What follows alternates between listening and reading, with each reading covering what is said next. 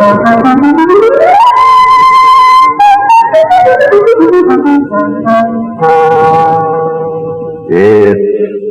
mystery time. Time now for The Best in Mystery. Tonight on Masters of Mystery, an exciting melodrama titled No One Will Ever Know. Sure, we supply bodyguards by the day, a week, or month. It's got to be 24 hours a day. Your best man. And I want him to shoot to kill.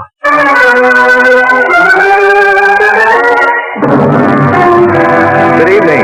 This is Don Dowd, your host for Mystery Time, back again to introduce another in ABC Radio's great Monday through Saturday lineup of mystery dramas. Every night at this time, a new and different story. Our drama tonight on Masters of Mystery, presented live from New York, is written by Leonard St. Clair and is titled No One Will Ever Know. Murder is bad business under any circumstances. But when a man plots to make himself the victim, well, we promise you plenty of suspense as Masters of Mystery brings you No One Will Ever Know.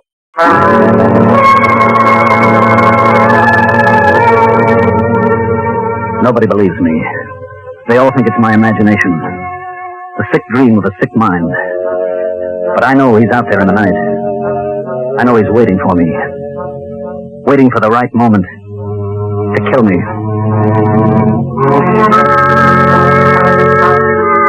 Nobody believes it could happen, because everybody still believes I'm lucky. Lucky Sam Parnell, the man who always wins. Lucky Sam who bought that stock that jumped 10 points in 2 days. Lucky Sam who was on the long shot at yesterday's race.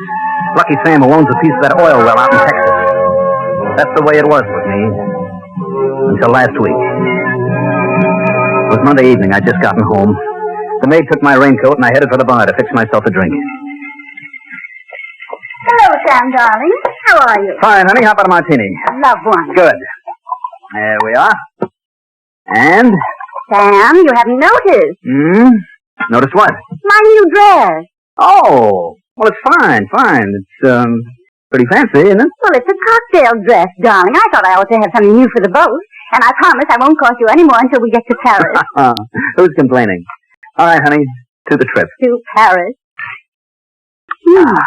Good. That's delicious. Oh, by the way, did you find the telegram? Telegram? Why, I left it on the bar for you. Oh? Yes, here it is. Practically under your nose. Oh? I wonder who. I called your office in case you wanted me to read the message to you, but you'd already left. What? Oh, what's the matter? Nothing, dear, nothing. I'm sorry. It was a clumsy thing to do. Oh, darling, there is something wrong. You look sick. No, I'm all right. There's nothing the matter. Look, Catherine, can you get a rag and mop up this mess? Why, the maid will do it, dear. Sam, what was in that telegram? Who is it from? Tell me, who was it from? Please, honey, you're getting yourself all upset about nothing. Suppose you go tell Lottie to clear up this broken glass, I'll fix us another round of drinks.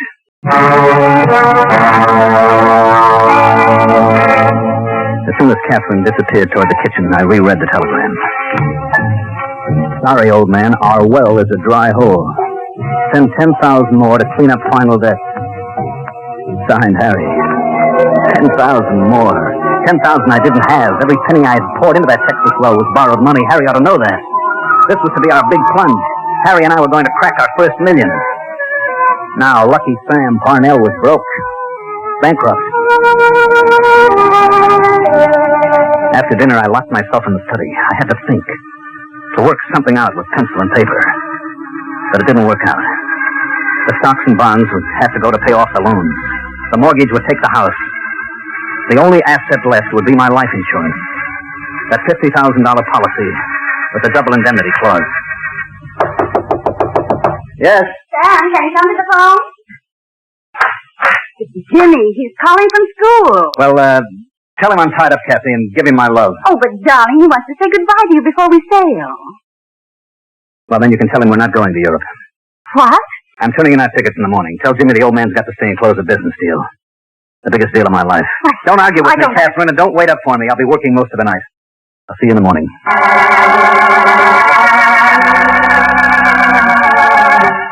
The biggest business deal of my life. It would be that, all right. And my last deal. I sat up most of the night trying to work it out. The idea was okay, but I was going to need help. Expert help. The next morning, I dropped by to see Max. His office is in the back of a particular drugstore on 43rd Street. Hello, Mr. Parnell. There's a pretty good long shot running in the East this afternoon. As if you didn't know. That isn't why I came by, Max. Oh? Max, there's a man who's in trouble. He's looking for somebody who'll do anything for a price. Sounds like he's in big trouble. He is. In a few days, he'll be broke. That's big enough. It occurred to me, Max, that you might have some friends, some connections. No friends. Connections, maybe. Somebody you can trust. Somebody who won't talk. What's the job? To kill a man. What? Now, look, Mr. Parnell. Max, you're doing business with the mobs all the time. You must know somebody. Now, if it's done right, there won't be any risk. And there's $5,000 in it. Suppose we, level with each other, Mr. Parnell. This, friend of yours. You, isn't it? Yes. Okay. Now, who do you want taken care of? Me. You sound like you mean it. I do. Max, I'll be completely wiped out within a month. I don't want my wife and my boy to know I'm a failure. I don't want them out in the streets. I want them to hold on to what they've got now. I'm too old to start all over again. My luck's run out, Max. Alive, I'm worth nothing, not even to myself. Dead, at least my family will get by. Life insurance. Yes. Double indemnity. But the company won't pay off for suicide. So, it has to look like an accident. Oh, Mr. Parnell. Max, there's no other way. I'm afraid to fake it myself. I'll pay $5,000. All right. Maybe I can get a boy for you, but... Well, with this kind of deal, you'll have to be paid in advance. I'll bring the money this afternoon. Okay. Max? Yeah. How do you think he'll do it? Better if you don't know, isn't it? You might get too anxious. Yeah, maybe too helpful. Well, he'll make it so no one will ever know. Not even you.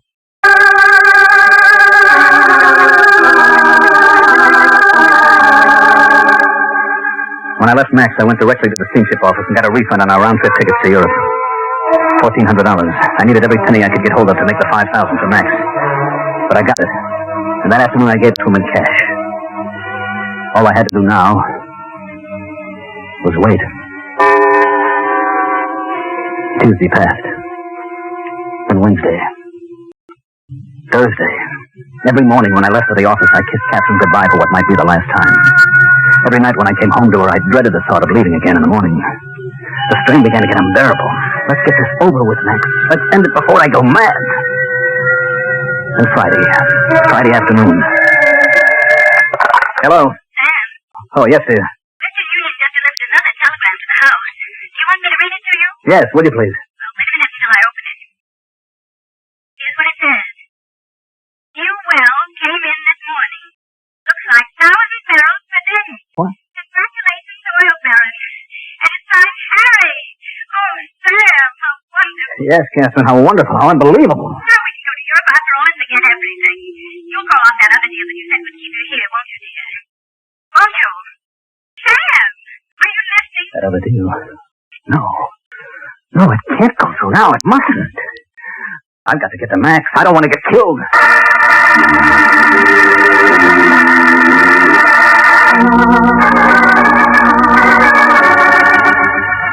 I tell you, he's gone, Mr. Parnell. Gone, but where?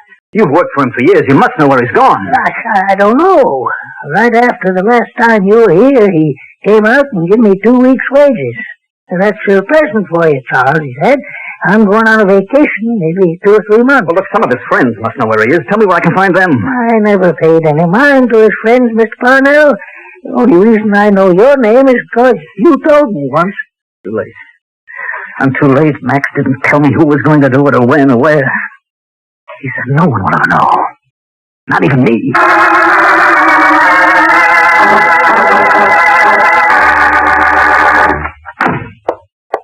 Darling, you're home early. Catherine, how soon can you pack your bags? Why, I'm phoning the airline right now to see if we can get tonight's plane for London. Oh, but that's impossible. Well, I need at least a week to close up the house there. The servants... All right, then I'm leaving tonight by myself. You can join me later. What? But I don't want to. Sam, there's something wrong. Your plate is there. That's a good comparison. Sam, give me that phone. Now, what's happened? Sam, tell me. So I told her. The whole story. Right from Harry's first telegram and my idea about the life insurance. Catherine's face went as white as mine.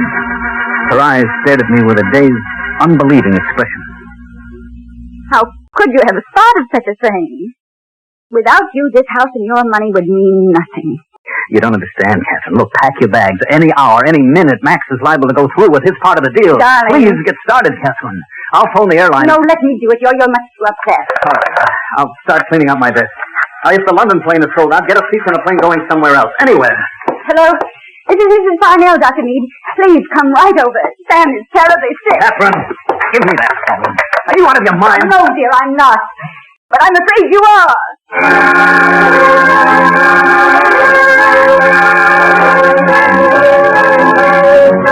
She didn't believe me. She thought I was cracking up. I grabbed the phone and called the airline myself. The best I could do was tomorrow's plane, 14 hours away. 14 hours I had to gamble on staying alive. Sam, Dr. Meade was called away on an emergency, but he sent Dr. Ives to see you. I don't want to see him. But Sam, you must see him.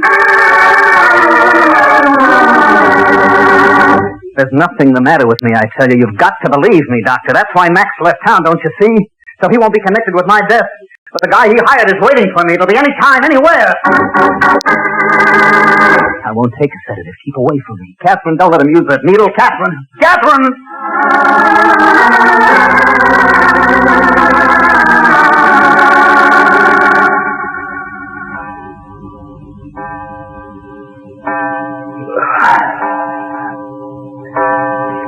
Catherine. I'm right here, Sam. What time is it? It's 10 o'clock. Wouldn't you like some breakfast? Breakfast? 10 in the morning? Catherine, get my clothes, the plane. It took off an hour ago, darling. I canceled our reservations. You canceled our reservations? Sam, now listen to me. You're going to be all right. Dr. Ives says this happens to a lot of men when they overwork. He says all you need is to rest and forget about business. Dr. Ives, he knows all about everything, doesn't he? Except when I'm going to be killed. And how? And where?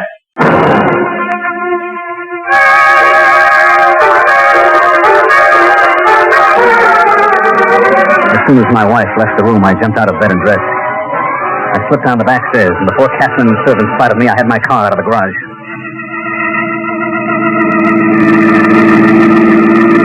I drove to the nearest precinct station. As I pulled up to the curb, I couldn't help noticing a yellow coupe that passed me and parked further up the street. I thought I saw the driver stare at me, but I wasn't sure. I couldn't afford to take any chances, so I got back into the car and drove on.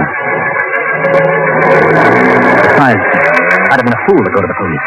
If anything did happen to me, the police would notify the insurance company and Catherine would get nothing. I drove aimlessly around town.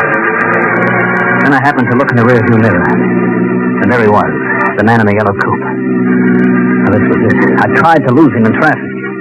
Across town and back. Still he hung on. I swung into a parking lot and jumped out. I ran into the nearest building. I had to lose him. I had to. Just as I stepped into the elevator, my eyes suddenly focused on the office directory. Ryan Detective Agency. Investigations, Property, and Personal Protection. Room 1402.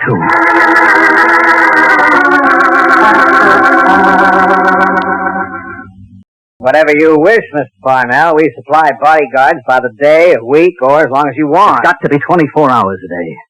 Your best man, and I want him to shoot to kill. Well, that all depends. If the circumstances warrant... Mr. Ryan, somewhere outside this office, in the hallway, or in the elevator, or on the street, a man I don't even know is waiting to kill me.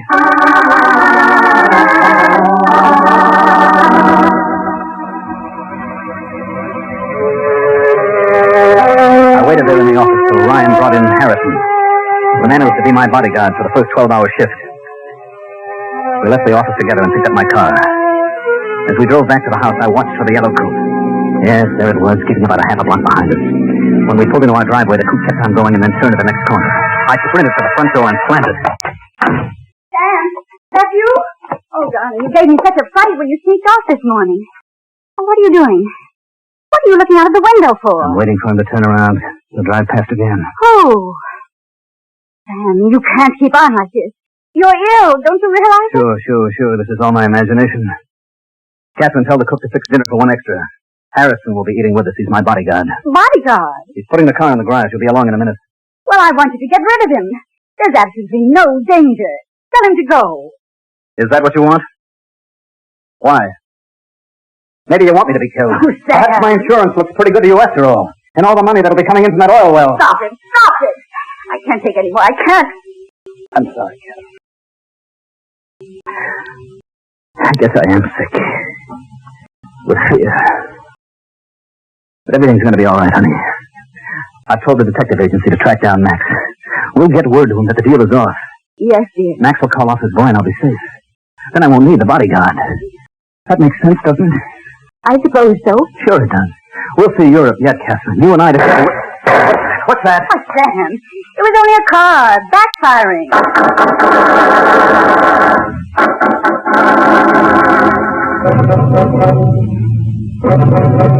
This is too much. Too much for any human being to stand for long. Well, how long? How long will it take to find Max? A day? 2, 3, a week? What'll happen in the meantime? We played cards all evening. Catherine, Harrison, and I. But my mind was on another game. A game for my life.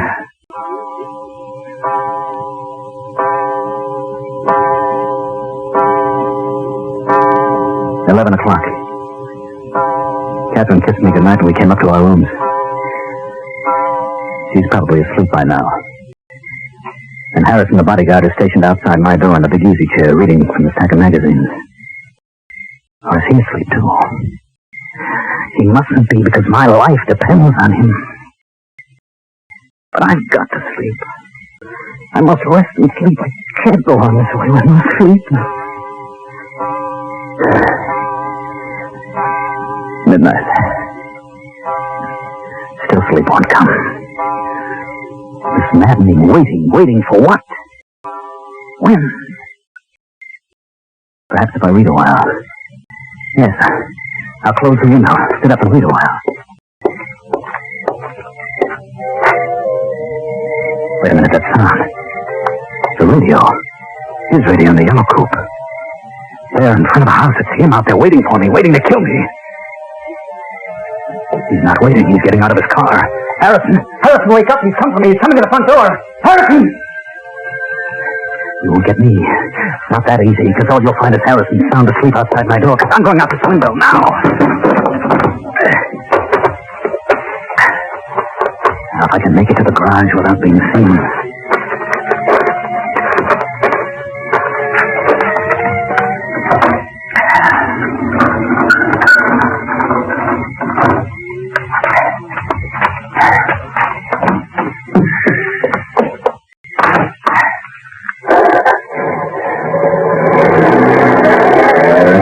Made it. There were the headlights behind me. No, I can't see. But it is. He turned the corner, too. All right, Max. I'll make your friend sweat for his 5,000. I'm going to cheat him out of it, Max, because he won't get me. Do you hear? I won't let him. I won't let him, Max. It's my life. And I'm still Lucky Sam. Do you hear? I'm going to win because I'm still lucky.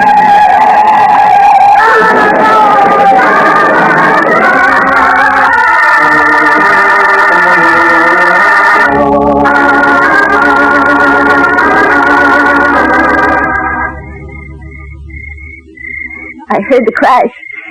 I ran out as quick as I could. The ambulance is on the way, Mrs. Parnell, but I'm afraid... I told you. Dr. Ives told you he was a sick man. That's why I hired you, Mr. Miller, to keep him from doing something foolish. And you drove him to this. I followed my order, ma'am. I never let him out of my sight. When I saw him go to the bedroom window from where I was parked outside in my coupe, I figured he was going to jump. That's when I rang your doorbell. And he thought you were someone who was going to... Oh, Mr. Miller, could Sam have been right? Could there have been someone? Like Max? Maybe, Mrs. Parnell, but if I was a cheap bookie and your husband gave me $5,000 to kill him, I'd just take the money and blow town. Why go through with a risky deal when you've already got the dough? No, it doesn't make sense. Like you said, ma'am, your husband was pretty sick. How sick? I guess nobody will ever know.